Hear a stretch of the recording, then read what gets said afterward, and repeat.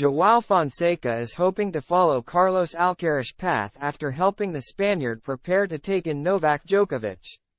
João Fonseca is hoping to follow in the footsteps of Carlos Alcaraz and Rune, who were both invited to the ATP Finals as juniors before qualifying for the tournament a few years later. The 17-year-old served as a sparring partner for the likes of Alcaraz and Jannik Sinner in Turin as they prepared to take on Novak Djokovic. And his experience has already paid off, as Fonseca has now won his first professional match outside of the juniors. Fonseca was invited to Turin to practice with the Elite Eight during last week's ATP Finals. The Brazilian star made waves this summer when he became the #1 junior in the world and won the boys' singles title at the US Open, earning him a gig as a hitting partner at the season-ending championships. The teenager was then called in to practice with players like Alcaraz, Sinner and Daniil Medvedev,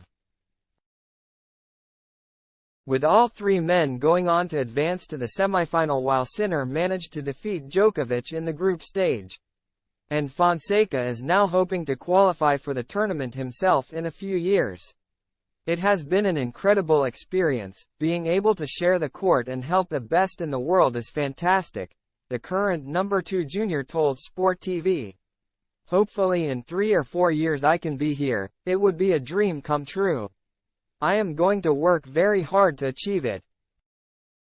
Quote. If Fonseca can qualify for the ATP Finals, he will follow the path of Rune. A debutant at the season-ending tournament this year, the Dane was called to the 2019 edition in London to hit with the likes of Djokovic and Roger Federer after becoming the #1 junior that year. Alcaraz also made his debut this year after appearing in the 2017 edition to compete in an under-14s event. The 17-year-old wonderkid is already making strides towards his goal as he won his first professional match at the Brasilia Challenger on Tuesday.